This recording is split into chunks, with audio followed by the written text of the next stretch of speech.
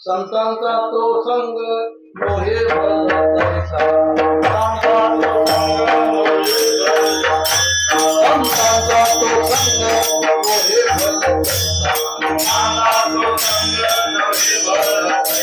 आज काही प्रजा तात्काली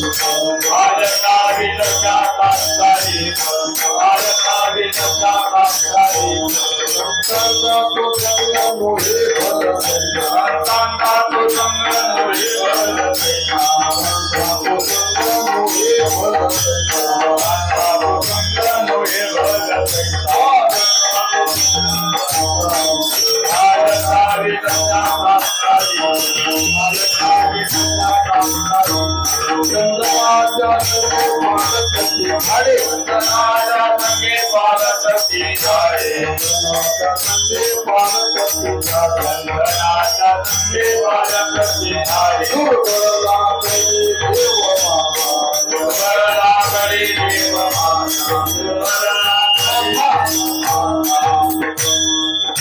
एकायसे भावे संगति स्वभावे एकायसे भावे संगति स्वभावे एकायसे भावे संगति स्वभावे एकायसे भावे संगति स्वभावे अनिके भारतावे अनिके भारतावे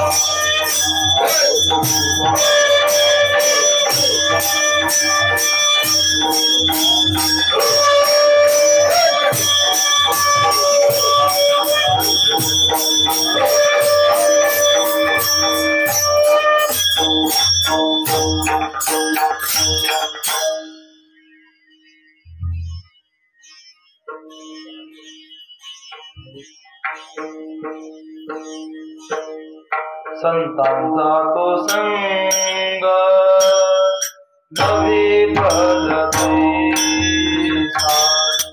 संतांचा तो संग नवी फलदैसा संतांचा तो संग नवी फलदैसा संतांचा तो संग नवी संग नवे भल कैसा संतान का संग नवे भल कैसा संतान का संग नवे भल कैसा संतान का संग नवे भल कैसा पालटा विवशा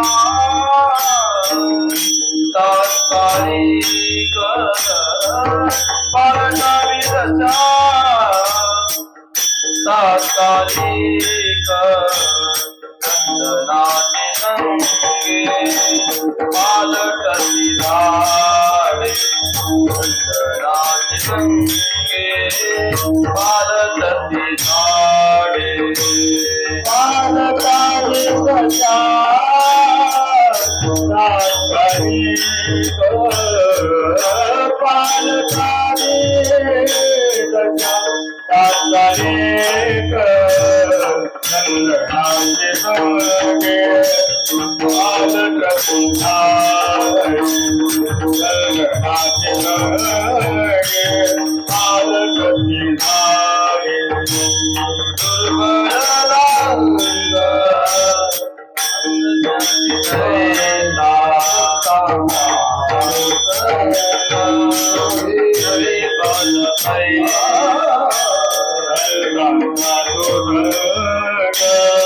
नवे भल कैसा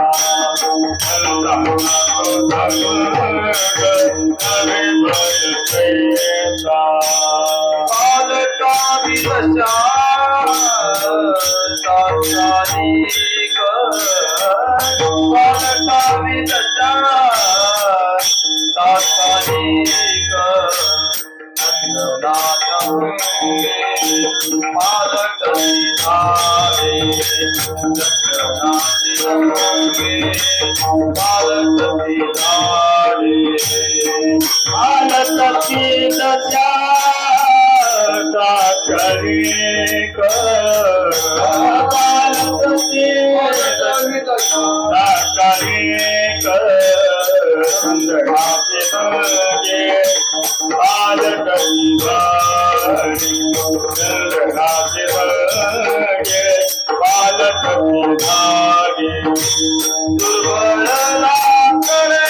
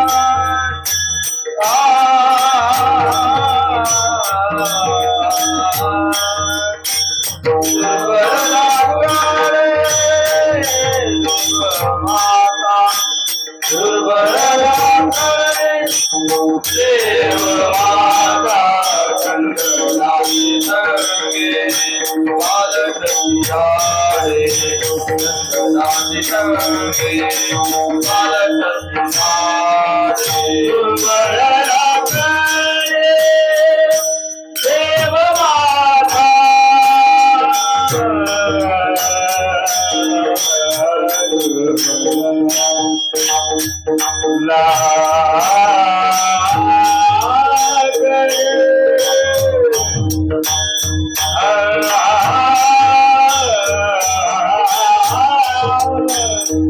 Ah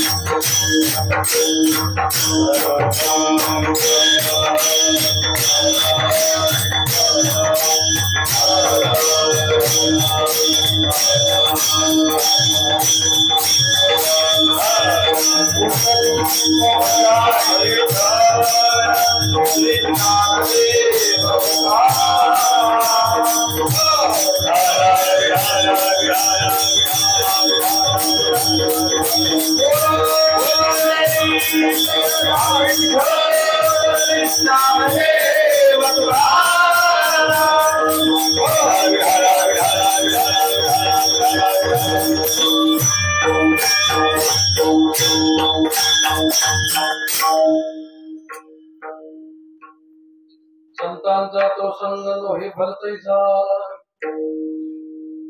पालटावी दशा तात्कालिक चंदनाच्या संगे पालटती झाडे दुर्बळाकडे देव माता निगायचे व्हावे संगती स्वभावे आणि ते पालटावे देहा लागी चंदनाच्या संगे पालटती झाडे दुर्बळाकडे देव माता तैसा निसंगाचा संगा प्रगणी जनी ध्याय मुनी ज्ञानेश्वरा चंदनाच्या संगे पालटती झाडे दुर्बळाकडे देवमाता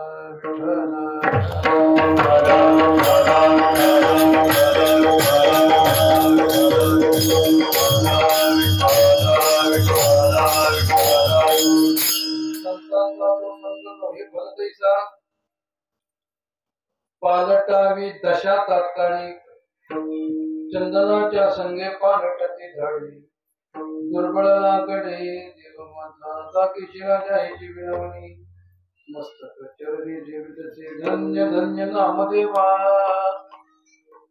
एका जनार्दनी शरणी ठेवा.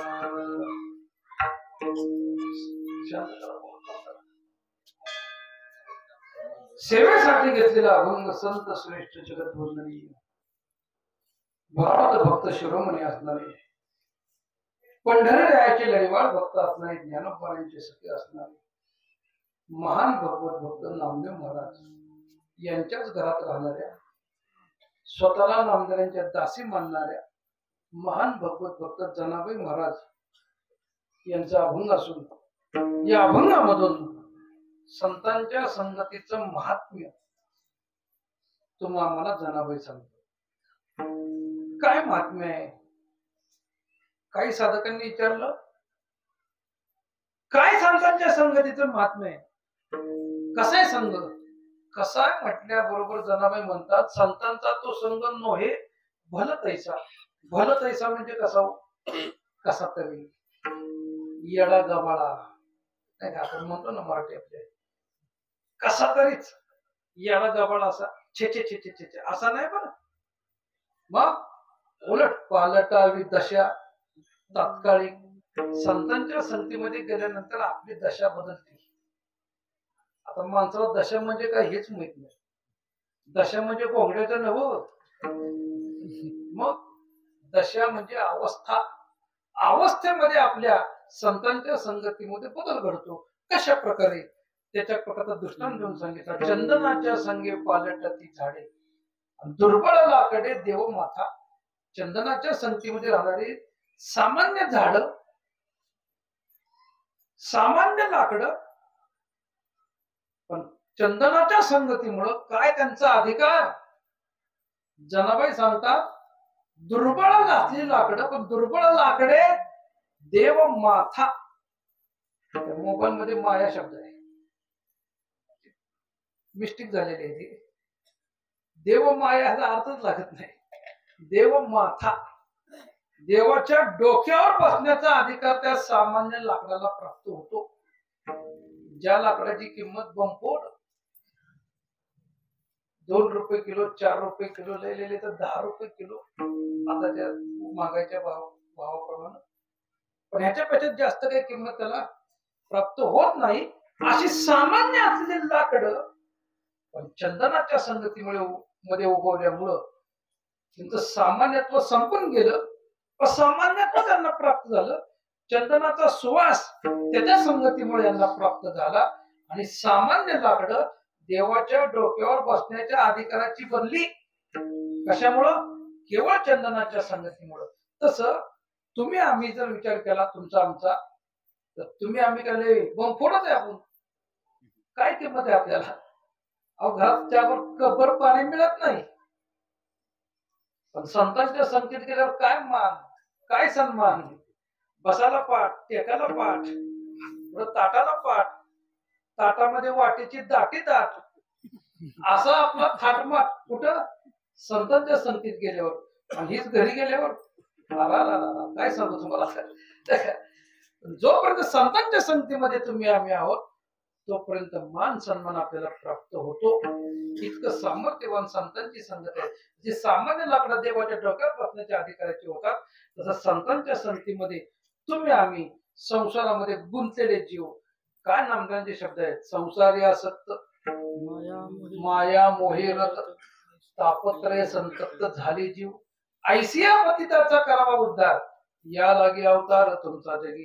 अरे बाबा, संसारामध्ये आसक्त असणारो, 3 तापानं होरपळून निघालेलो, मायाबद्ध असलेलो, पण काय हो, संतांच्या संगतीत जर आपण राहिलो तर दुर्बळ लाकडे देवमाता. तसं दुर्बळ माणसे संतांच्या संगतीमुळे देवाच्या जवळ जाऊन बसतात. एवढा अधिकार केवळ संतांच्या संगतीमुळे होतो.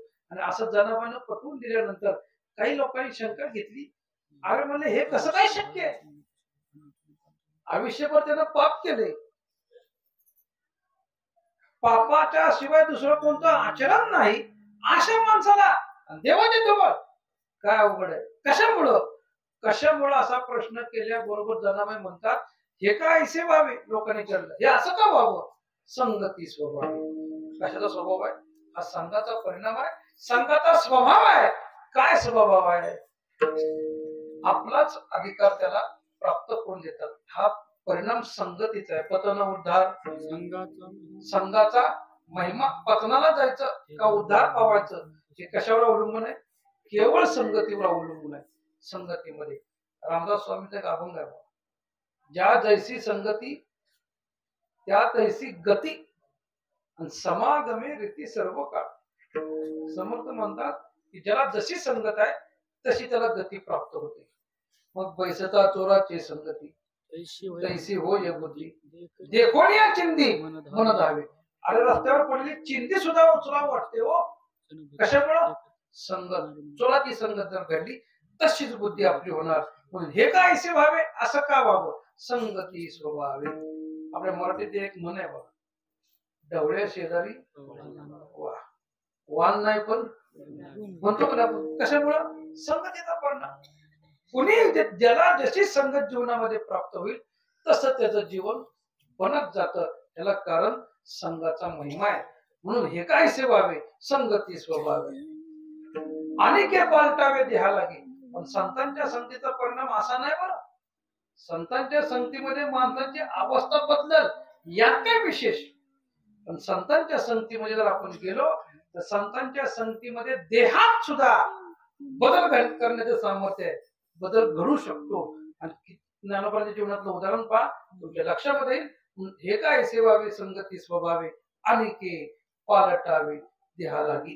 देहात सुद्धा संतांच्या संगतीमध्ये बदल होतो असं जनाबाईनं पुरावा देऊन ठसवून सांगितलं. आणि ते सांगितल्याबरोबर लोकांनी विचार केला, पुन्हा शंका निर्माण झाली आणि पुन्हा जनाबाईंना म्हणतो, अहो आई साहेब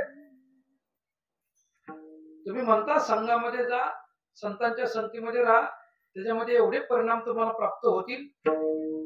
पण हो, पण कुणाच्या संगतीत,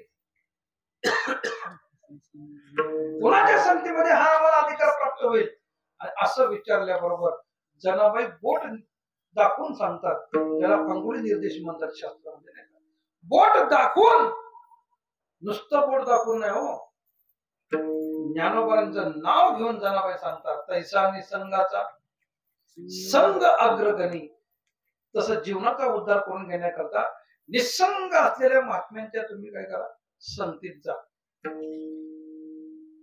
आणि त्यातले अग्रगणी जर कोण असतील तर जनी ध्याय मनी ज्ञानेश्वरा. ज्ञानोबांचं नाव घेऊन जनाबाई म्हणतात, ज्ञानोबासारख्या महात्म्याच्या संगतीत जर तुम्ही राहता तर चंदनाच्या संगे पालटती झाडे, दुर्बळला कडे देव माता विठला.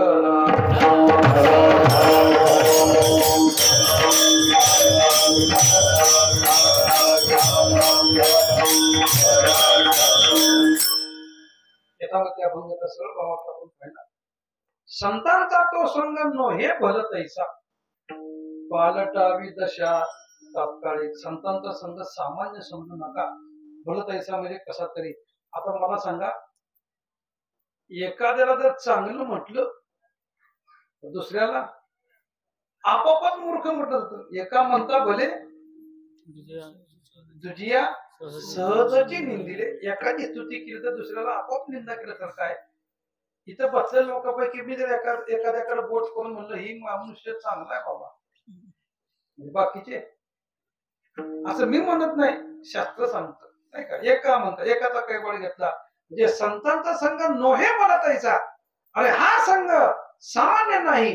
ज्यावरती हा संघ सामान्य नाही त्यावरती दुसरा कोणता तरी संघ सामान्य असलाच पाहिजे. मग संघाचा प्रकार जर आपण पाहिला तसे अनेक प्रकारचे संघ आहेत, पण त्यातले प्रामुख्याने दोन मुख्य संघ सांगितले. तो म्हणजे पहिला सज्जनाचा संघ आहे आणि दुसरा दुर्जनाचा संघ. दोन्ही संघाचा जर परिणाम आपण पाहिला, दुर्जनाच्या संघाचा विचार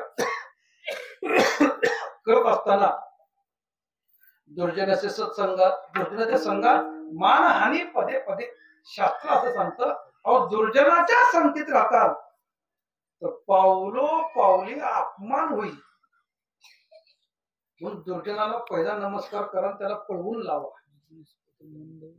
काय झालं, तात्याला नमस्कार केला, नमस्कार तात्या म्हणलं पहिला का दुसरा, पहिला नमस्कार आहे का दुसरा नमस्कार आहे. आता ज्याला माहित नाही ती म्हणलं पहिलाच नमस्कार आहे, बरोबर आहे म्हणजे आम्ही मूर्खच आहे म्हणजे, दुर्जनच आहे म्हणले. म्हणजे का, शास्त्राचं सांगतं दुर्जनम प्रथमम वंदे. दुर्जनाला पहिला नमस्कार सांगितलं. पहिला नमस्कार कोणाला, दुर्जनाला. मग ज्याला माहित आहे ती म्हणतो दुसरा, तो काय म्हणतो दुसरा नमस्कार. पहिल्यांदा दुर्जनाला नमस्कार करा आणि त्याला सांगा बाबा सप्ताह होईपर्यंत मंडपात दिसू नको, निघून तिकडं नाही का. दुर्जनम प्रथमम वंदे. का, अरे त्याच्या संगतीमध्ये आपल्या जीवनाची हानी आहे. कारण त्यांचं बोलणं अति गोड आहे हो. मधु तिष्ठती जीवाग्रही हृदय येतो मला काय वर्णन केलं पहा. अरे दुर्जनाचं बोलणं असं गोड आहे इतकं गोड आहे की तुम्ही आम्ही सामान्य लोक लगेच त्यामध्ये फसलो जातो. विठ्ठलबाबा घोले सांगायचे चारवाकाचं बोलणं गोड आहे, वाणी अति सुंदर आहे. कारण त्याच्या शब्दातच तशी व्याख्या केलेली आपल्याला पाहायला मिळते. चार वाक, चारू म्हणजे सुंदर आणि वाक म्हणजे वाणी. ज्याची वाणी सुंदर आहे, गोड आहे, गोड, जिभेला मधाचं बोट लावल्यासारखं गोड बोलणार आहेत, अशा गोड बोलल्यामुळे माणसं चांगली फसतात हो. कारण त्याचं बोलणं तसं असतं. पण नंतर मात्र हृदय येतो हलाहलम किंवा त्याचा परिणाम अति घातक आहे. गोड बोलून त्याच्या नादी लागून जर आपण गेलो तर परिणाम अपना अपाय. ज्याचे धनचे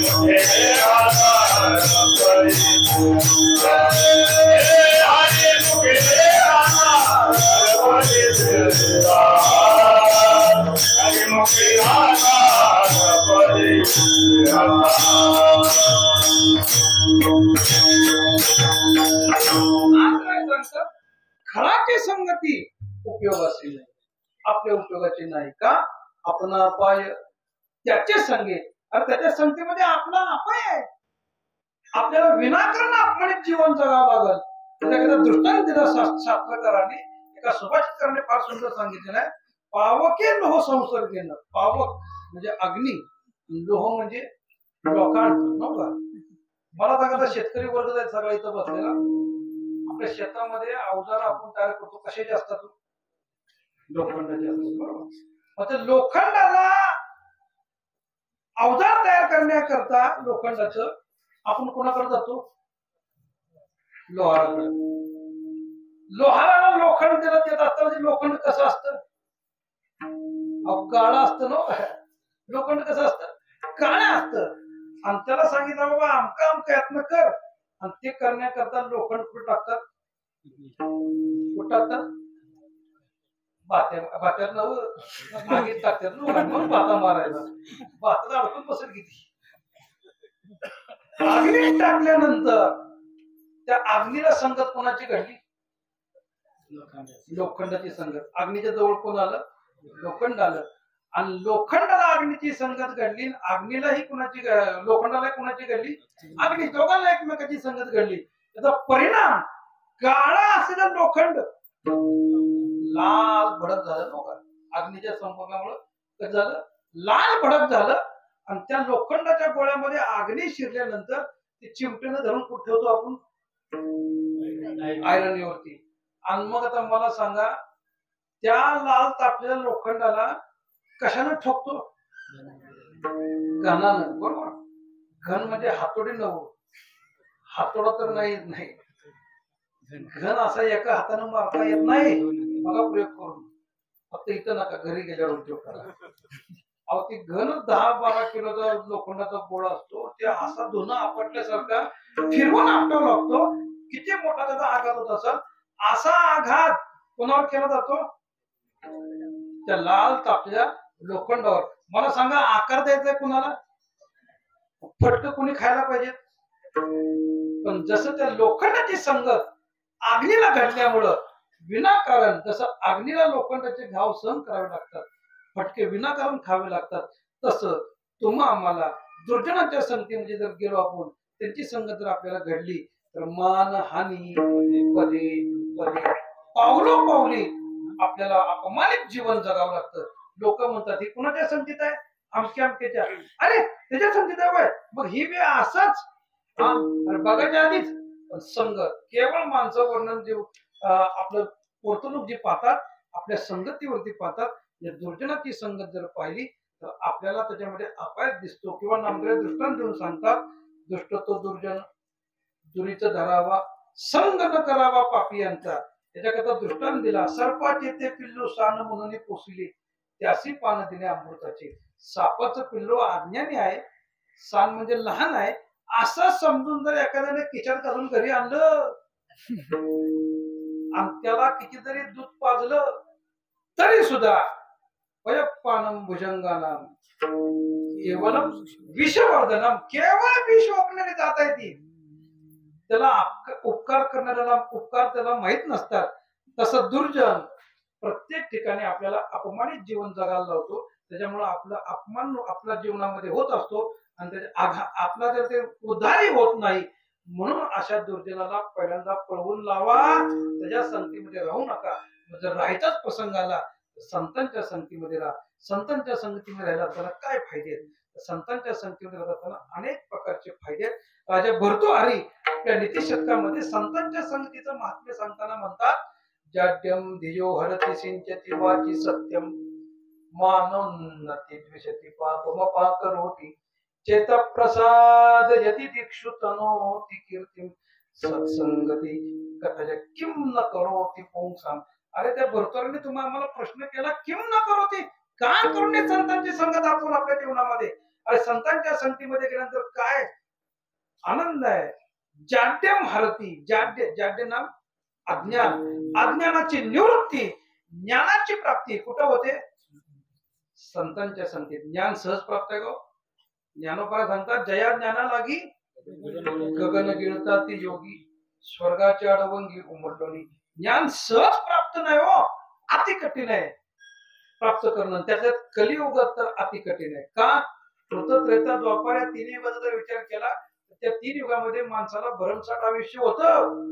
आणि कलियुगाचा जर विचार केला तर अल्प आयुष्य मानवी देह, आयुष्य मानवी देह, जगनीरेचे अर्थ वासनाय, जगनीरेचे अर्थ वासनाय, मोठे बाल पिढा रोगक्षय, मोठे बाल पिढा रोगक्षय, भजनाची उरले ते पाहेगा, भजनाची उरले ते पाहेगा,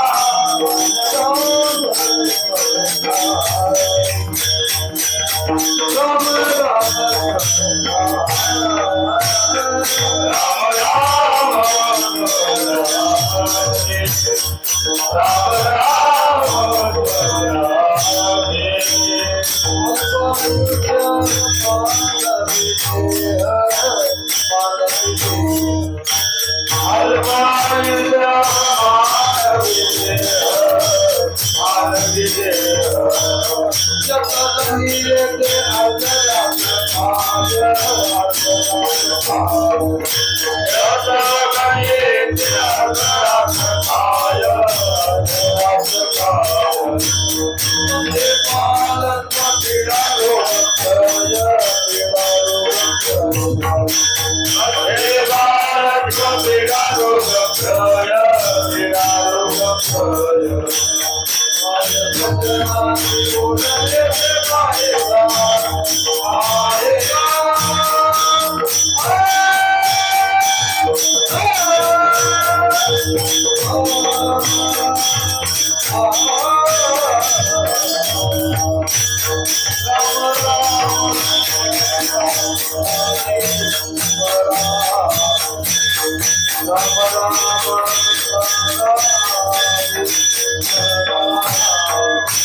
काय भजना शिवले ते सारे आरे राम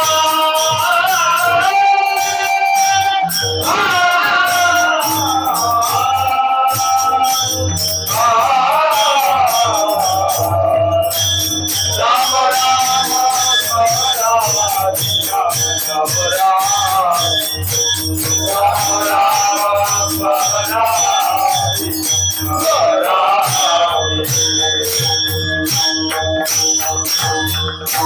अल्प आयुष्य मानवी जीवन. तुमचं आमचं आयुष्य कलियुगामध्ये किती आहे? शतवर्षाची गणना. अरे 100 वर्षाचं गणित केलं किंवा आताची अवधी थोडी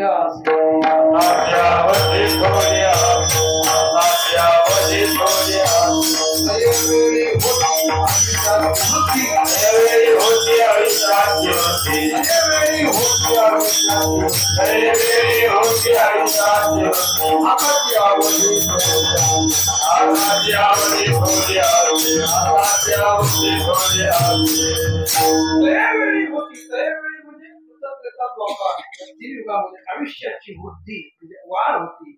कलियुगामध्ये आताची अवधी म्हणजे शतगणित येते. अर्धरात्र काय? अरे 100 वर्षाचं गणित केलं कलियुगामध्ये तुमचं आमचं आयुष्य. तर त्या 100 मध्ये काय सांगितलं कानोपराने? अर्धरात्र काय? 100 वर्षाच्या आयुष्यामध्ये पहिलं 50 कुठे गेलं आपलं? कुठे गेलं? आज झोपीत गेलं. 50 गेलं का जास्त गेलं? खरं सांगा बरं. माणसं रात्री बी झोपते. दिवसा का कमी झोपते? तो दिवसाही झोपते. म्हणजे जवळजवळ 60% आयुष्य आपलं कुठं जातं? वा, चांगलं कळतंय माणसाला ना. झोपेत जाते. जाऊ द्या. कानोबा म्हटल्याप्रमाणे अर्धरात्र काय? अर्ध कुठे गेलं? झोपीत गेलं. राहिलं किती आपल्या जवळ? अर्ध. अर्ध म्हणजे 50 वर्षाचं. 50 मध्ये अजून 3 भाग पडतात. बालस्तावत क्रीडासक्ता, तरुणस्ताव तरुणीरक्ता, वृद्धस्ताव चिंतामग्न, परे ब्रह्मणी कोपिन लग्न, भज गोविंद भज गोविंद भज गोविंद. जगद्गुरु शंकराचार्याने संस्कृतमध्ये सांगितलं आणि जगद्गुरु तुकोबांनी हेच मराठीत सांगितलं. बालपण गेले तारुण्य दशे विषय वेळता, वृद्धपणे प्रबोधतारी चिंता, मरे मागुता जन्म धरे. अरे बाबा, बाल्यावस्था अज्ञानात म्हणजे खेळण्यात गेली, क्रीडा आसक्त हा. तारुण्य विषयात निघून गेलं. ज्ञान प्राप्त होते का? नाही. बाल्य अवस्था कुठे गेली? खेळण्यामध्ये. तारुण्य विषयामध्ये. वृद्धावस्था चिंतामग्न हा. चिंतेमध्ये आपला विषय निघून जातं. म्हणजे ह्या 3 जर अवस्था आपण पाहिलं तर मला ज्ञान प्राप्त कधी होते तेवढं सांगा. ज्ञान प्राप्त होणंच कलियुगामध्ये कठीण आहे. म्हणून ज्ञानोबा म्हणतात जया ज्ञान लागी गगन गिळता, की सहज ज्ञान प्राप्त नाही कलियुगात. तर पण एखाद्यानं निश्चयच केला, चंग बांधला, ज्ञान प्राप्त करून घेतलं, आणि जरी ज्ञान प्राप्त करून घेतलं तरी त्या ज्ञानाचा काय होतो? अहंकार होतो. आणि अहंकार का ज्ञान मार्गामध्ये झाला की ज्याच्यासाठी ज्ञान आपण प्राप्त करतोय ते साध्य जर प्राप्त नाही झालं तर परिणाम त्या साधनामुळे दुःखामध्ये होतो. म्हणजे दुर्लभ असलेलं ज्ञान पण संतांच्या संगतीत जर जातात तर संतांच्या संगतीमध्ये शुद्ध ज्ञान तुम्हाला प्राप्त झाल्याशिवाय राहणार नाही. म्हणून जाड्यम हारती. जाड्य नाम अज्ञान, अज्ञानाची निवृत्ती, ज्ञानाची प्राप्ती केवळ आणि केवळ संतांच्या संगतीमध्ये. कितीतरी उदाहरणं तुम्हाला पाहता येतील. अहो, नाथांच्या संगतीतला गावबा पहा, तुकोबांच्या संगतीतला कोंड्या बघा.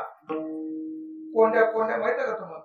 कोंड्या असा होता, गावातलं पोर आईजवळ हट्ट करायचं, आई मला पुरणपोळीच दे म्हणायचं रोज. आता रोज पुरणपोळी देणं शक्य होय? 200 रुपयाच्या पुढे किती डाळ? गुळाचा भाव, तुपाचा भाव, आता गॅस जरी पहिल्यांदा फुकट दिला असला पण नंतर किस्सा आपलंच कापतात ना, व्याजासह वसूल करते. तो भाग पुढचा विषय सोडून द्या. पण सगळ्याच गोष्टीचा विचार केला तर रोज पुरणपोळी खाणं अत्यंत कठीण आहे सामान्य लोकांना. आणि त्या बाईचं पोर काय ऐकायचं नाही, रोज पुरणपोळीचा हट्ट. बाईनं बराच सांगण्याचा प्रयत्न केला पण पोर काय ऐकायला तयार नाही. काय जेव्हा संसारात कोणाचं माणसं ऐकत नाहीत का नाही तेव्हा संताकडे येते. तसं गावातल्या लोकांना सांगितलं जा तुकोबाकडे, तुकोबा सांगतील म्हणले काहीतरी. आणि मग त्या पोराच्या आई त्या कोंड्याला घेऊन तुकोबाकडे आली. तुकोबाला सांगितलं महाराज पोरग काय ऐकत नाही, रोज पुरणपोळी खात या. तर तुमचं ऐकलं तर ऐकलं, याला सांगा पुरणपोळी खाऊ नको म्हणून. तुकोबाला म्हणले कोंड्या तुला पुरणपोळी पाहिजे म्हणजे होय, पुरणपोळी जर पाहिजे असेल तर तुला ब्रह्मपुरीत राहावं लागेल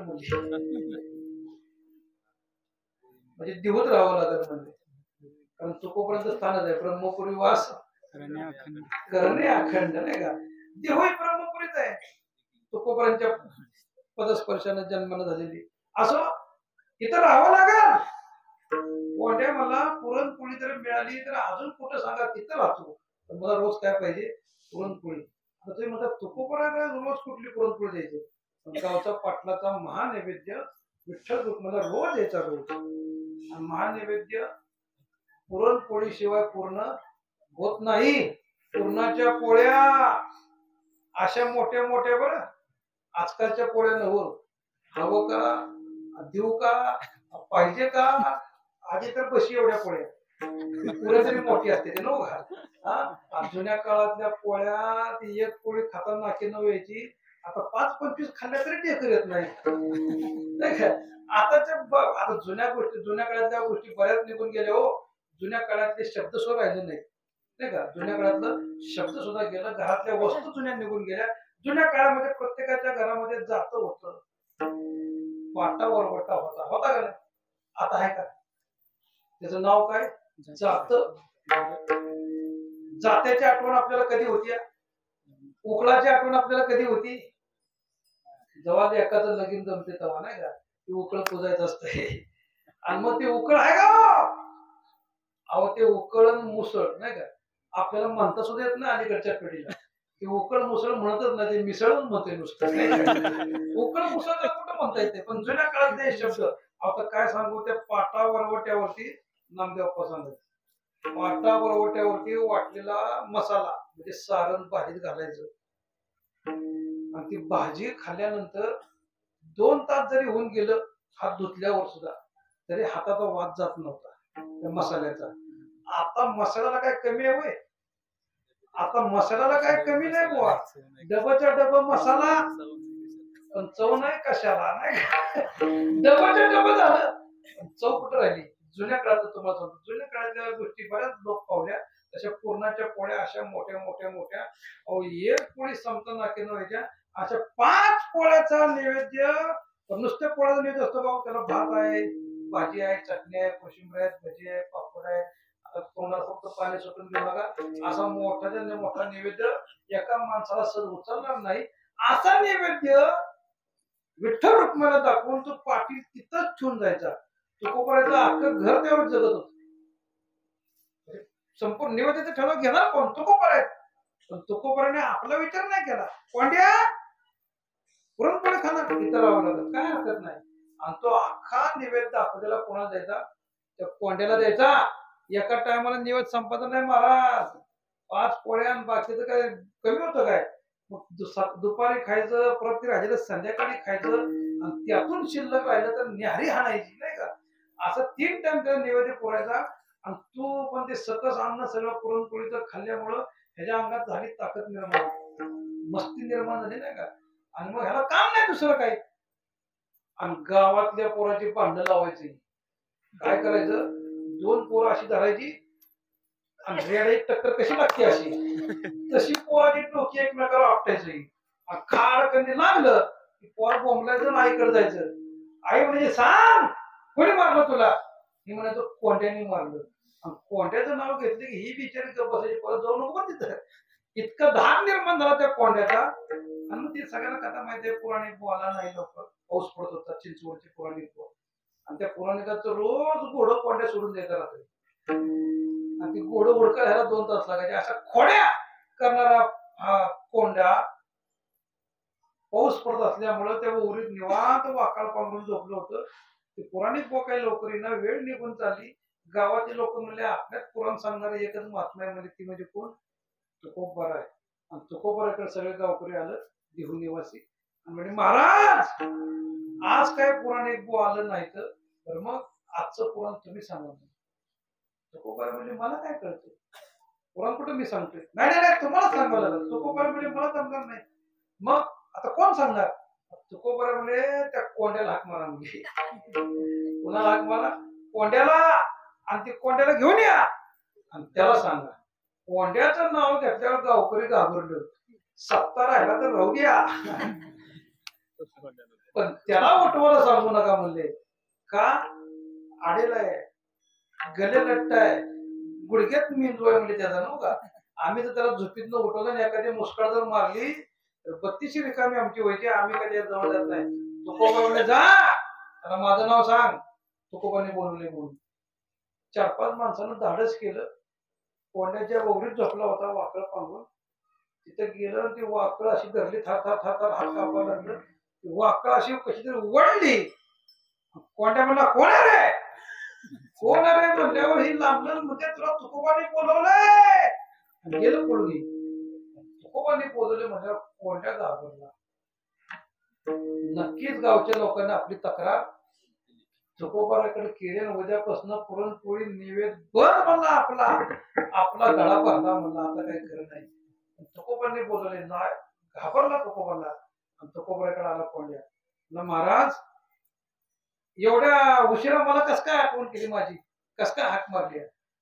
तुकोबरा म्हणले, अरे गावकरी आले कशा करता, आज पुराणिक बोला नाही, तेवढं तू पुराण सांग. म्हणजे काय पुराण सांग म्हणले. आणि पुराण सांग म्हणल्यावर कोंड्या म्हणलं, पुराण सांगा काय म्हणताय महाराज, पुराण खायला सांगा. पुराण सांगताय तुम्ही म्हणले मला कुठं. तुको म्हणजे नाही नाही तूच सांग म्हणले आज. आणि तूच सांग म्हटल्यानंतर तुकोबाने त्याच्यावरती मस्तकावरती हात ठेवला. आणि हात ठेवल्याबरोबर त्याला म्हणतात शक्तिपात योग. हे हृदयीचे ते हृदय घातले. या हृदयातलं ज्ञान त्या हृदयामध्ये घातलं. आणि संत तुकोबांची कृपा झाल्यानंतर हा कोंड्या अक्षर शत्रू वाचलेला कधी गाता हातात घेतला नाही, कधी ज्ञानेश्वरी वाचली नाही, कधी संत वाङ्मय पाहिलं नाही, फक्त नैवेद्यावर ध्यान नाही काय. पण तुकोबांची कृपा झाली. आणि तुकोबांची कृपा झाल्यानंतर तो अस्खलित पुराण सांगू लागला. मला सांगत तात्पर्य अज्ञानाला ज्ञान प्राप्त करून देणारी संतांची संगत आहे. मग तो कसाही असू द्या, कृपा कटाक्षी आलेली आपल्या पदी पैसे म्हणजे किंवा हा किंवा जयावरी जळकी की हा पद्म करून माता पार्वती तो जीवची परिचुके महेशेशी. हे संतांच्या संगतीचं महात्म्य ज्ञान संतांच्या संगतीमध्ये प्राप्त होतं. अजून सांगितलं मानोन्नती, मानाची उन्नती. मानाची उन्नती कुठे होते? घरी बसून छे मगाशीच आपण पाहिलं, अहो घरात बसून पाण्याचा प्याला मिळत नाही मागून सुद्धा. बघा घरी गेल्यावर मागून मिळतोय का? दम नाही का? पण संतांच्या संगतीत आल्यानंतर काय मान, काय सन्मान हे केवळ संतांच्या संगतीमध्ये आपल्याला घडू शकतं. संतांच्या संगतीचे फायदे सांगतात तुकोबरा म्हणतात, संत सज्जनी मांडली दुकान, संत सज्जनी मांडली दुकान,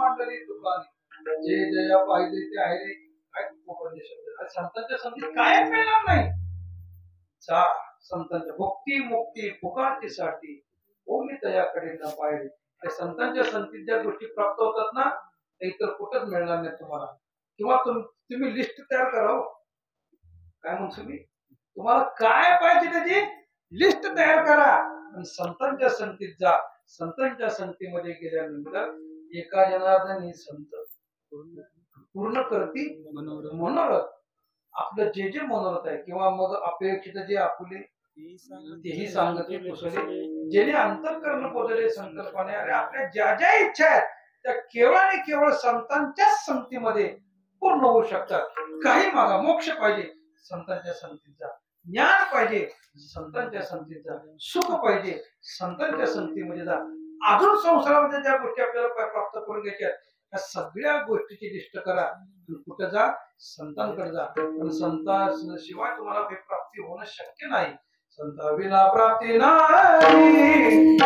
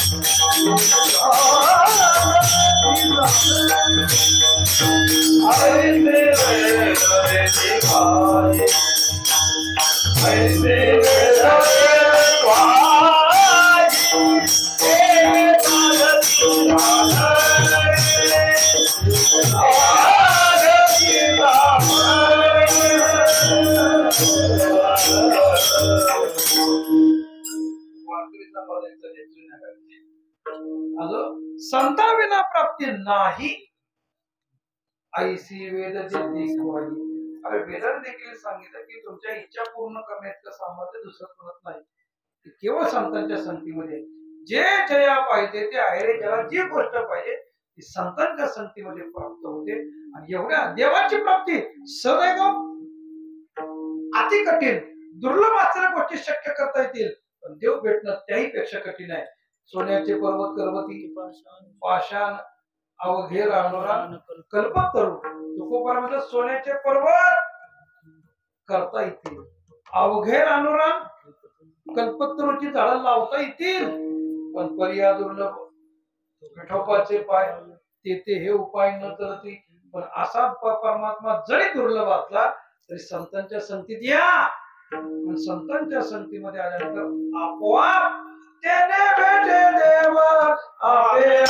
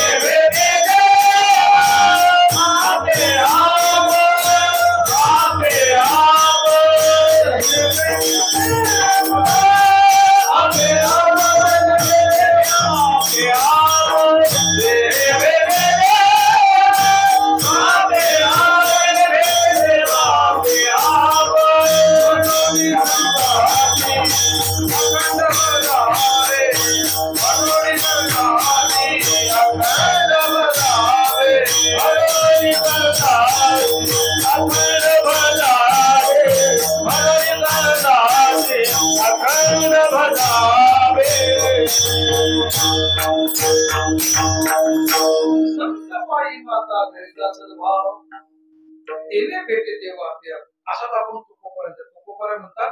संतापायी धरिता भाव आपल्या भेटे देव कोणाकडे सांगतात हरिप्राप्तीचे उपाय धरावे संताचे ते पाय. किंवा ज्ञानोबा तर स्पष्ट सांगतात ना, ते ज्ञान पैगा भरावे जरी मनी आती आणावे तरी संता या भजावे सर्वस्वी. संतांच्या संगतीमध्ये जा, परमेश्वरी सुद्धा तुम्हाला सहज सहज प्राप्ती आहे. नवे नवे भगवान सुद्धा सांगतात अर्जुना किंवा उद्धवा सांगतात, उद्धवा सत्संगती वेगळे जाण तात्काळ पाव्यावया माझे स्थान आणि का नाहीची मा साधन सत्य जाण. उद्धवा उद्धवा तुला खरं खरं सांगतो, कोण म्हणतोय? देव म्हणतो. देव माझी प्राप्ती करायची ना, माझं स्थान तुला प्राप्त करून घ्यायचं ना, माझं स्थान प्राप्त करण्याकरता इतर कोणतेही साधन तू करू नको. मग संतांच्या संगतीत जा. संतांच्या संगतीमध्ये गेला असताना धरतीच्या हाती संत कृपा वाळी पंढरीनाथ लढा त्यांचा. संतांनी एकदा का आपल्याला हाताला धरलं, परमात्मा आपल्या इच्छा पूर्ण करतो. लढ कोण पाळतं? आपलं लाड कोण पूर्ण करतं? देव. पण संतांना शरण गेलं पाहिजे, संतांच्या संगतीमध्ये राहिलं पाहिजे, संतांनी आपल्यावरती कृपा केली पाहिजे, मग परमात्मा आपल्यावरती आपोआप कृपा करत. असे सगळे फायदे संतांच्या संगतीमध्ये असल्यामुळं संतांचा संघ कसा आहे ते अभंगाच्या पहिल्या चरणात सांगतात. जनाबाई महाराज, संतांचा तो संघ नव्हे बदल कैसा पालटावी दशा तात्काळी चंदनाच्या संगे पालटती झाडे दुर्गंध लाकडे देव माता.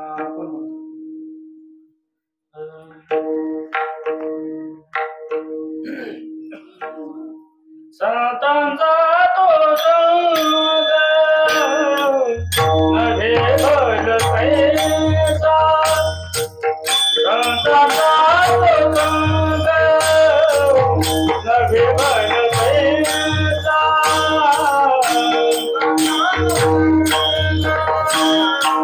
नव्हे बल कैसा, संतांचा तो संग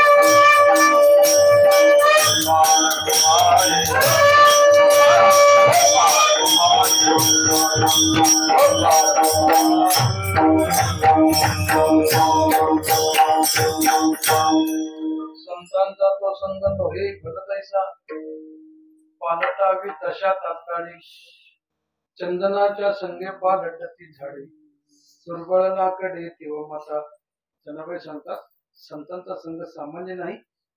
त्या संतांच्या संगतीमध्ये कुणीही जा कसाही असू द्या संत महात्म्याचा गुणदोष याती न विचार. चंदनाच्या संगे पालटती झाडे दुर्बळ लाकडे देव माता जनाबाई दृष्टांत देऊन सांगतात.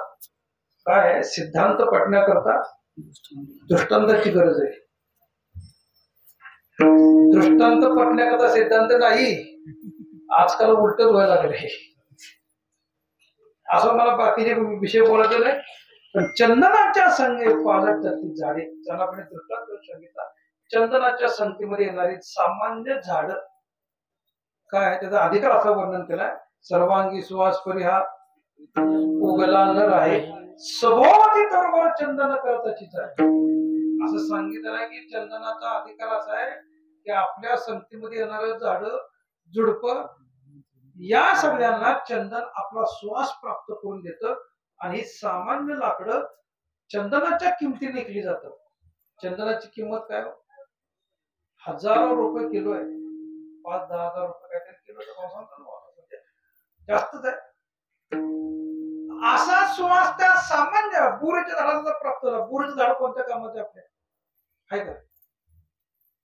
उन्हाळ्याच्या दिवसात सावली नाही. बरं भूक लागली म्हणून फळं खाल्ली तर पोट भरत का? अहो निम्म्याच्या वरती आंबाट त्यातनं काही शिंबडी असते काही किडकी असते. क्वचित एखादं बोर आताची बोर नव आता असं बोर निघाले की एक खाल्ले की पोट भरते.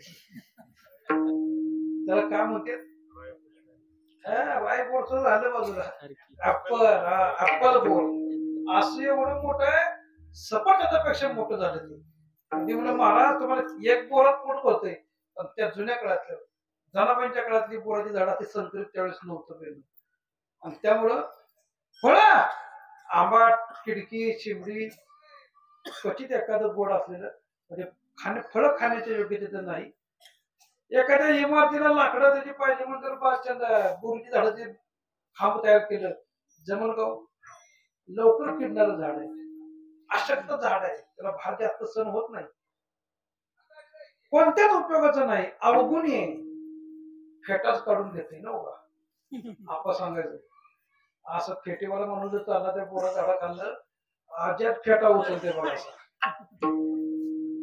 एखादा टोपीवाला चालला टोपी वळते या.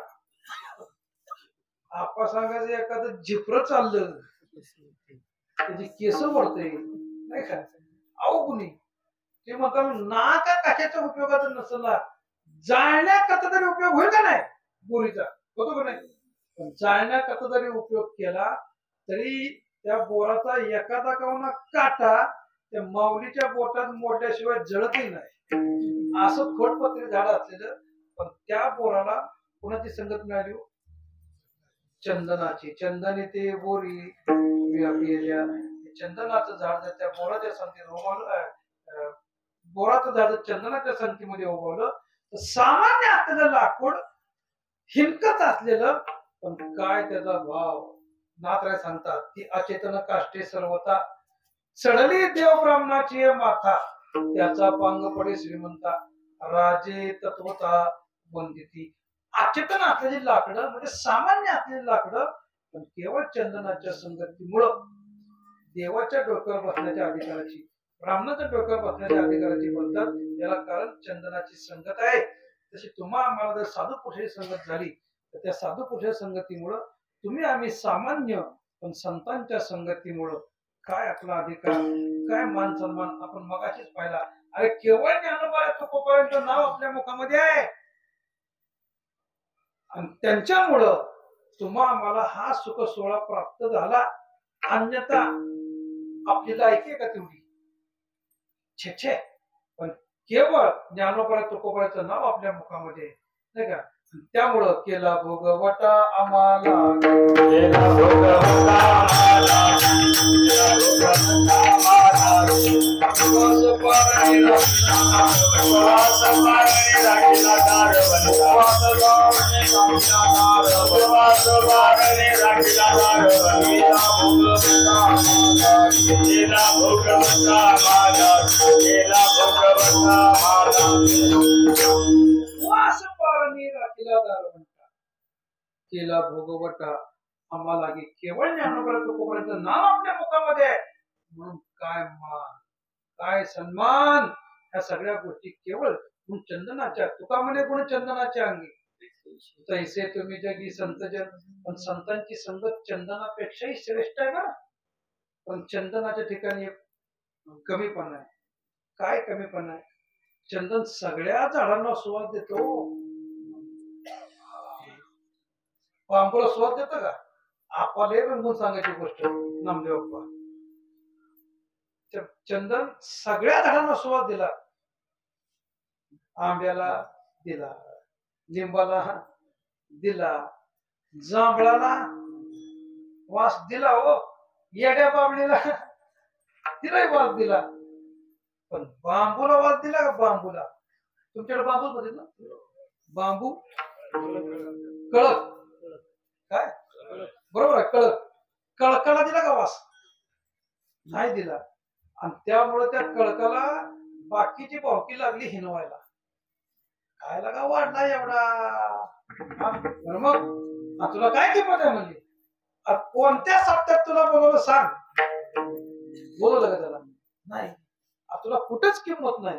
मला सांगा, बांबूची आठवण माणसाला कधी होती या?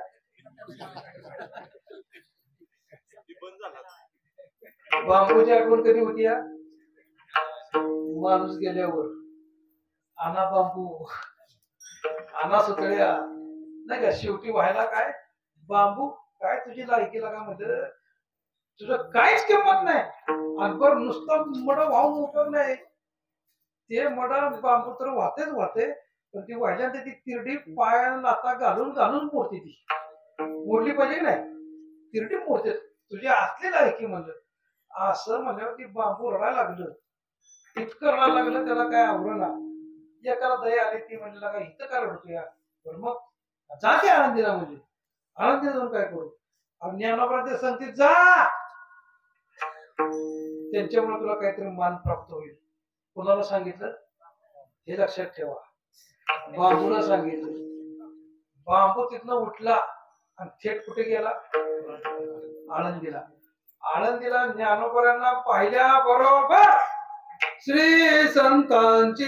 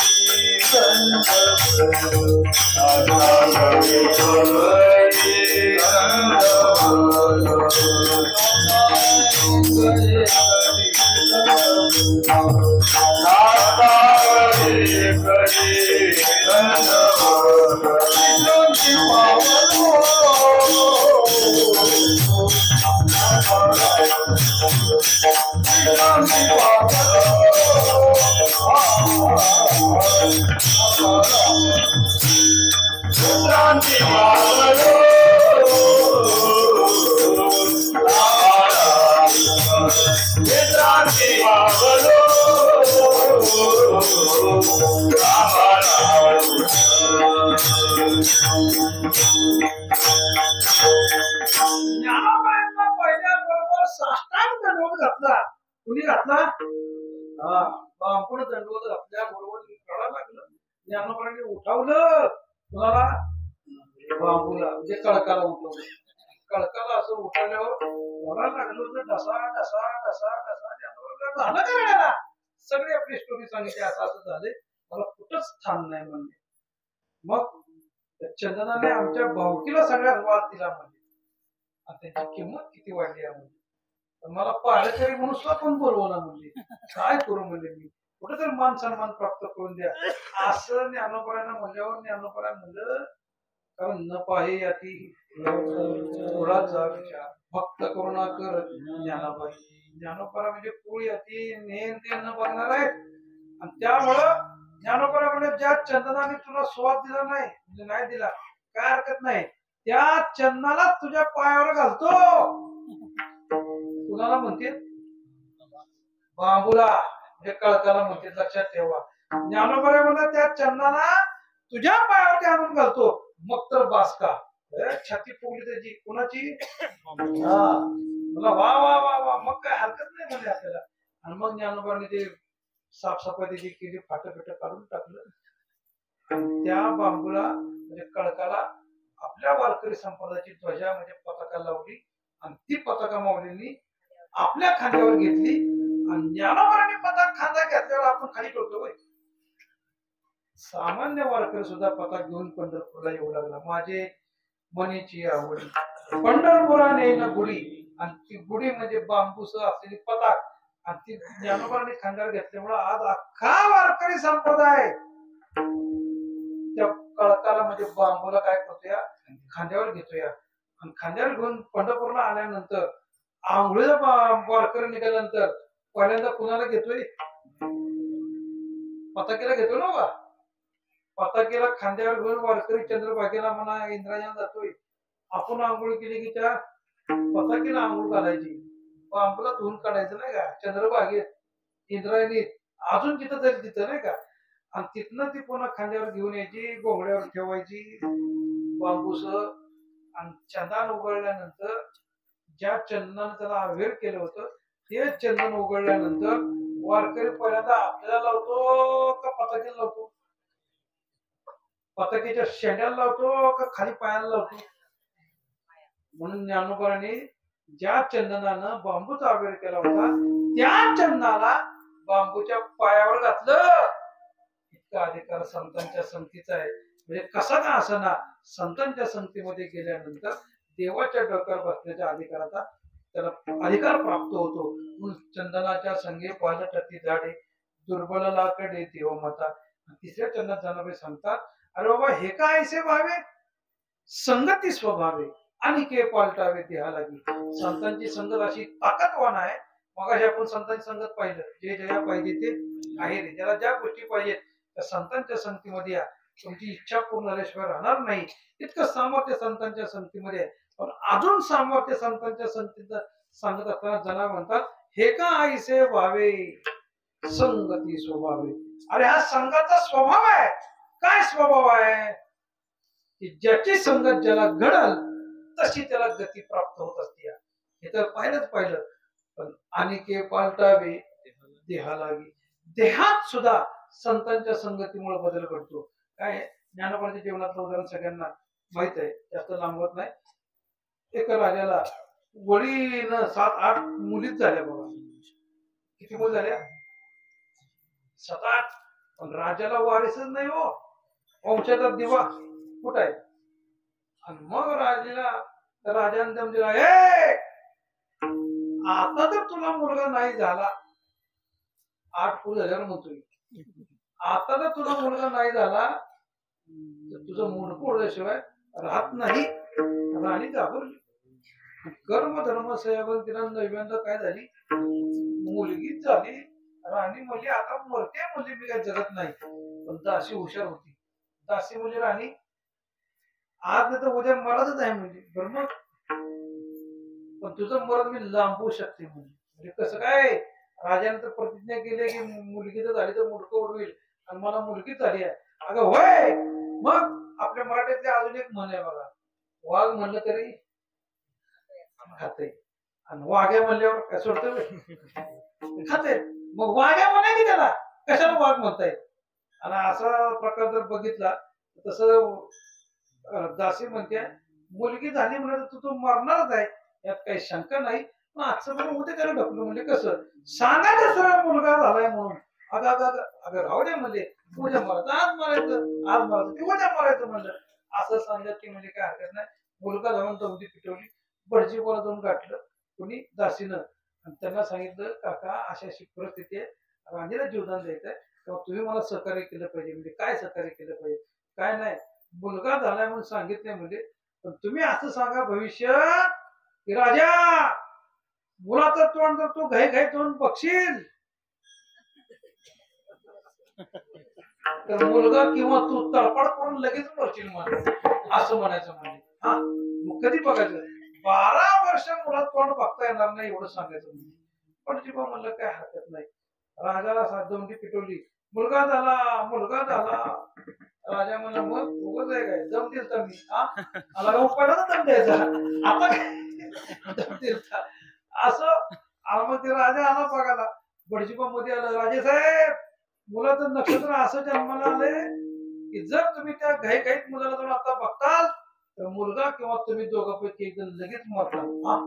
राजा घाबरला की मग अजून 12 वर्ष तुम्हाला त्या मुलाचं तोंड बघता येणार नाही. राजा मला काय हरकत नाही, आता इतके वर्ष दम काढला, अजून 12 वर्ष त्या मुलाचं नाव मुलीचं नाव मुलाचं ठेवलं, शिक्षण सगळं मुलाचं दिलं, घोड्यावर बसणं, ढाल तलवार सगळं 8-10 वर्ष झाली. आणि 10 वर्ष जुन्या काळात लग्न लवकर करायचे म्हणजे नाही का, 8व्या वर्षीच लग्न करून मोकळं. तसं राजाचा मुलगा 10 वर्ष झाल्यानंतर त्या राजानं शेजारच्या राज्यातली मुलगी बघितली आणि त्या दोघांचं लगीन लावून दिलं. आणि दोघांचं लगीन लावून दिल्यानंतर मग त्या मुलीला कळलं की अरे ही सुद्धा मुलगीच आहे आणि मी सुद्धा मुलगीच आहे, का मला असं केलं. आईला विचारलं, आईने सांगितलं की राजानं म्हणजे तुझ्या बापानं असा दम दिला होता, आता जर मुलगी झाली तर मुडकं उडवीन. स्वतःचा जीव वाचवण्याकरता मी खोटं बोलले आणि 12 वर्षापर्यंत मी जगण्याचा प्रयत्न केला. म्हणजे त्या मुलीला यांच्या वागण्याचं वाईट वाटलं. अरे आपल्यामुळे दुसऱ्या मुलीची फसवणूक झाली, आपण जिवंत राहायचं नाही म्हणून त्या मुलीच्या रूपातला राजकुमार मरणाकरता निघाला, देह समर्पण करायचा. आणि पाठीला भला मोठा दगड बांधलाय, पाण्यामध्ये उडी टाकणार. एवढंच ज्ञानोबांची दिंडी पंढरीला निघाली असेल, अजून कुठे निघाले असेल. आणि त्या दिंडीचा नामचिंतनाचा गजर कानावरती पडल्याबरोबर त्या राजकुमारला वाटलं मरता संतांचं काय करावं, दर्शन करावं आणि मग आपण मरावं म्हणजे खुशाल. म्हणून ज्ञानोबरांच्या चरणावरती पडे दंड काठी, देह भलतीचा वाल लोटी. हातातनं काठी सुटल्यानंतर कशी पडती हो, अशी वाकडी होती ना का पहिल्यांदा. छेचे तसं संतांना बघितले की आपला देह तसा पडला पाहिजे. आपण नमस्कार कसा करतो असा एक हिताडे नमस्कार म्हणतो ना. का हित मध्ये घाते कोणाला मी पायाला करंगडी टच करायची, अंगठा आपल्या कपाळ टच करणं, याला म्हणायचं हिताडे नमस्कार. असा नमस्कार तसा नव साष्टांग दंडवत त्या मुलीने म्हणजे राजकुमाराने घातला. पाठीला दगड आहे. ज्ञानोबा म्हणले दगड बांधून कुठं पवायला जातो बाई, म्हणजे बोकळा बांधला ठीक होत, पण दगड बांधून. ज्ञानोबाने सांगायची गरज आहे काय, थोडे फार बोलू काय अवघे पायी मिली. काय सांगण्या संतांना गरज नाही. ज्ञानोबा म्हणले उठ बाळ. बाळ म्हटल्या बरोबर ती मुलगी म्हणते महाराज मी बाळ नाही बाळी आहे, बाळी म्हणले, मुलगी म्हणले मी. ज्ञानोबा म्हणले तुला मी काय म्हणते, उठ बाळ. बाळ म्हटलं ना तुला मी, आणि मग बघ पहा.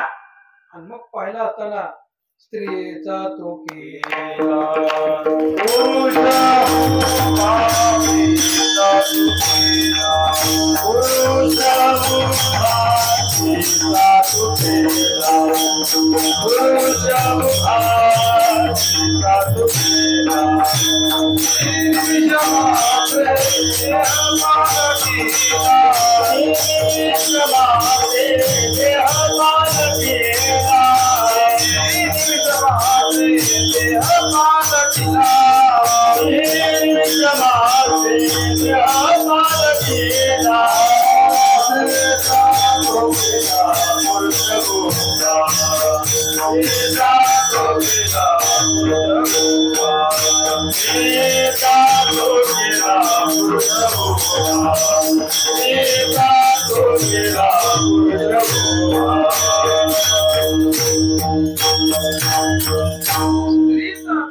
पुरुष देहामध्ये रूपांतर करण्याचं सामर्थ्य केवळ आणि केवळ संतांच्या संगतीमध्ये. हे काय सेवावे संगती स्वभावे आणि के पालटावे देहा लागे. देहात सुद्धा संतांच्या संगतीमुळे बदल घडू शकतो. इतकं सामर्थ्य संतांच्या संगतीमध्ये आहे. आणि कोणाच्या संगतीमध्ये वास्तविक संघ जर करायचं म्हटलं तर संघामध्ये काय आहे, दुःख आहे.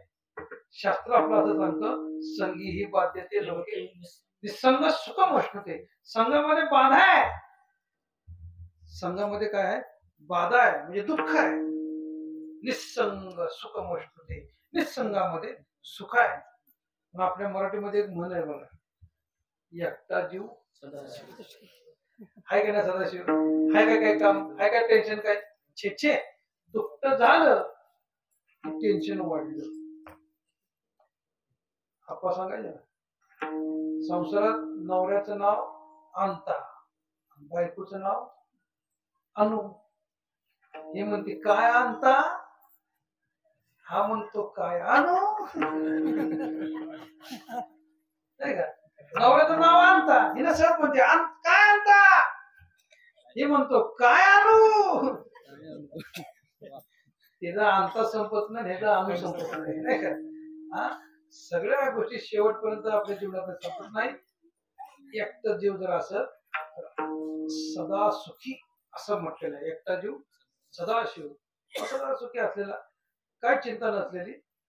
पण माणसाचा स्वभाव जर बघितला तुमचा आमचा, तर आपल्याला एकटं राहणं शक्य आहे का, खरं सांगा नाही शक्य. मग आपल्याला दुःख व्हावं लागतं, म्हणजे संघ करावा लागतो. मग संघ जर करायचा प्रश्न निर्माण झाला तर संघ कोणाचा करायचा हे ठरलं पाहिजे, हे कळलं पाहिजे. का दुर्जनाचा संघ करतात तर अधोगतीला जातात, आणि सज्जनाच्या संगतीत राहतात तर सद्गतीला प्राप्त व्हाल. मग संघ जर तुम्हाला करायचा असेल ना तर ज्ञानोबरासारख्या महात्म्याचा संघ करा.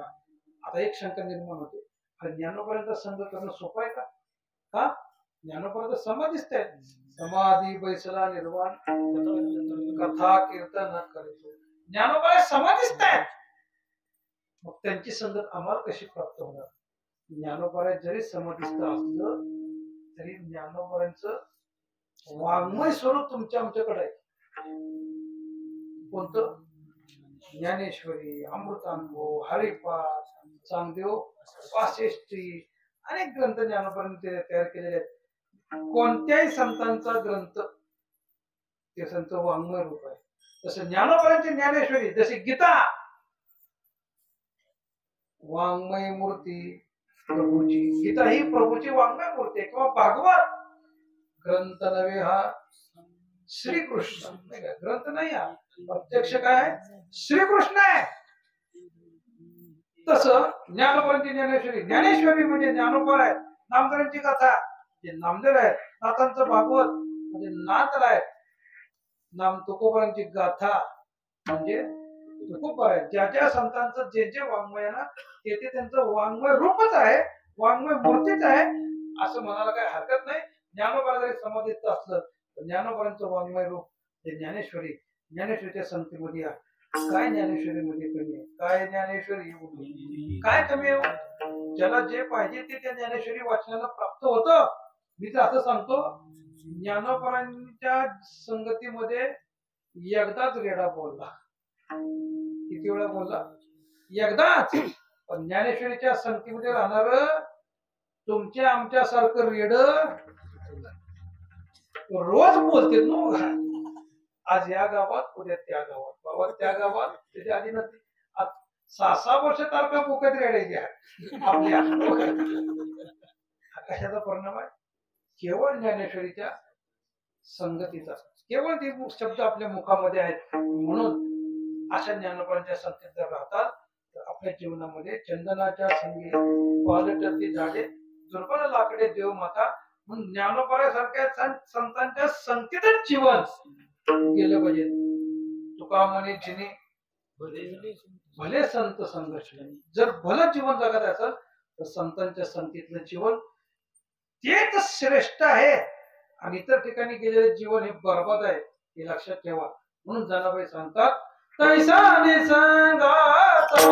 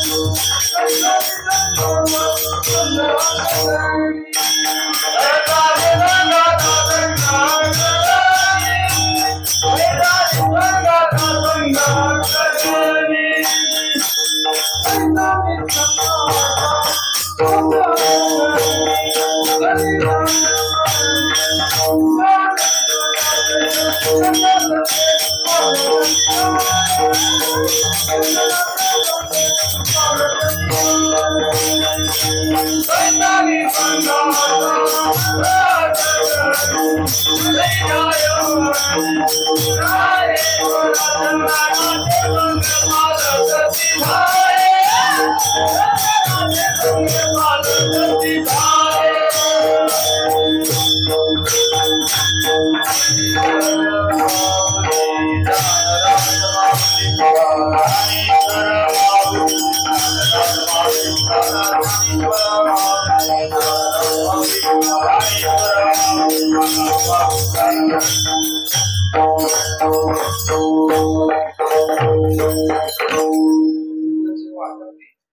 पण ज्या निमित्तानं हा महोत्सव या ठिकाणी साजरा होत आहे तो म्हणजे ब्रह्मपुरी. ब्रह्मपुरी म्हणजे प्रति पंढरपूर, पंढरी नगरी. असं बघायला सांगितलं मला गाडीत बसल्या बसल्या, जर पंढरपूरला जाणं झालं नाही तर ब्रह्मपुरी यायचं. म्हणजे असा अधिकार आहे. कृष्णेचं काठ आहे, विठ्ठल रुक्माईची पुरातन मूर्ती आहे, आरतीची पुण्य मूर्ती आहे, आणि हा परिसर सगळा रम्य आहे. याला ब्रह्मदेवानं तपश्चर्या करून पावन केलेला परिसर म्हणला. आणि अशा तपोभूमीमध्ये जगद्गुरु तुकोबारायांचा गाथा पारायण आणि 25वं वर्ष आपलं रौप्य महोत्सवी वर्ष. म्हणजे आपला सप्ताह आता तरुण झाला. आतापर्यंत बाल होता, 25 वर्षामध्ये आला म्हणजे तरुण झाला असं म्हणायला काही हरकत नाही. आपल्या गुरुवर्यांनी लावलेलं बीज, वाडवडिलांनी लावलेलं बीज आज मोठं झालं. 25व्या वर्षामध्ये पदार्पण केलं आणि त्या निमित्तानं तुकोबारायांच्या अक्षरांची सेवा आपल्यातनं घडत आहे. सप्ताह करणं सुरुवात सोपी असते, पण जतन करणं अति कठीण आहे. कोणतीही गोष्ट सुरुवात करताना फार सोपी असते. वस्तू घरामध्ये आणता येते, पण जतन करणं अति कठीण आहे. पण लावलेलं रोपट लावणं सोपं आहे, पण जतन करणं कठीण आहे. त्याचा विलू गगनावर जायला पाहिजे, तेव्हा तो पूर्णत्वाला जातो. आणि याच गोष्टीचा अभ्यास करून जे रोपट लावलं सप्त्याचं, त्या 25व्या वर्षामध्ये मोठ्या भक्तीनं, मोठ्या श्रद्धेनं, मोठ्या आत्मीयतेनं आपण आणलेला आहोत. असाच वेळ आपला हा भक्तिरूपी गगनावरती जावा आणि त्याच्याकरता सामर्थ्य विठ्ठल रुक्माईनं सगळ्या संत महात्म्यांनी गुरुजनांनी आपल्याला द्यावं. आणि आपल्यात नाही सेवा आज 25 झालं, पुन्हा 25 वर्षांनी 50 होतील, पुन्हा 75 होतील, पुन्हा 100 होतील. आणि ती 100वा पालन करण्याची संधी तुम्हाला देवानं द्यावी ही त्याच्या चरणी प्रार्थना करून सेवेला पुढे. नामदेव जनाबाई, नामदेव जनाबाई, नामदेव जनाबाई, नामदेव जनाबाई,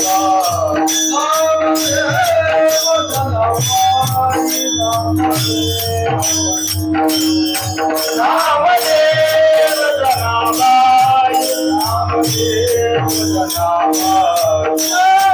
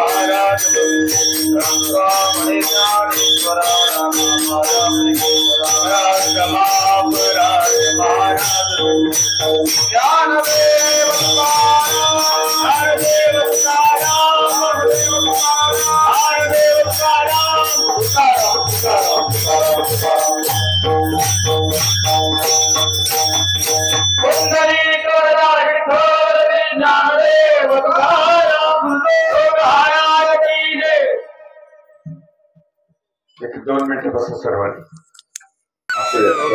समोर बघा ना. त्यांचं लगेच करून घ्या मार्गाने.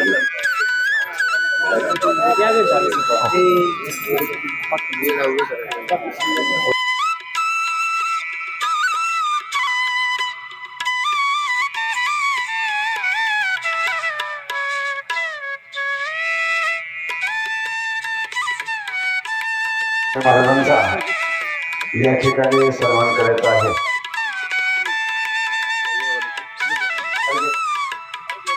समोर बघा. थांबवतो नका, उद्या सुट नाही करावं. 2 मिनिटं उद्या ठेवलं काय सकाळी सुद्धा तुम्हाला करणार. 2 मिनिटं बसा, 2 मिनिटं. सकाळी आणखी आद्यांची सांगता बोलत होते ते कैलास कृष्णराव चंद्रकांत कोरे यांच्या स्मरणार्थ श्रीमती सुशीला कृष्णराव कोरे यांनी या ठिकाणी यायचे. त्यांचा या ठिकाणी सन्मान होत आहे. सैनिकाची संत पंगत श्री उत्तम राजा वळकुंडे, त्यानंतर जयसिंग बयाजी गरड, त्यानंतर माननाथ बयाजी गरड यांच्या स्मरणार्थ जरा समोर बघा. मालन जयसिंग गरड व श्री संत माननाथ माने गरड बारामती यांनी इथे यायचे. यानंतर सैनिकाची संत पंगत श्री पंडिबा राजा वळकुंडे भवानीनगर व श्री सौरभ विजयकुमार कोके कामले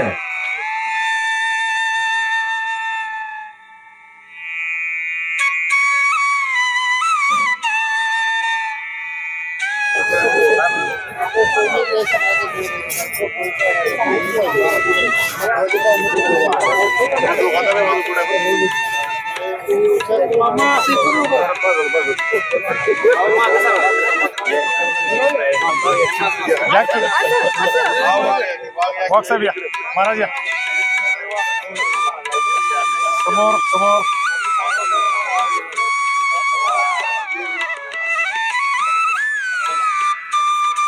रामकृष्ण रामकृष्ण.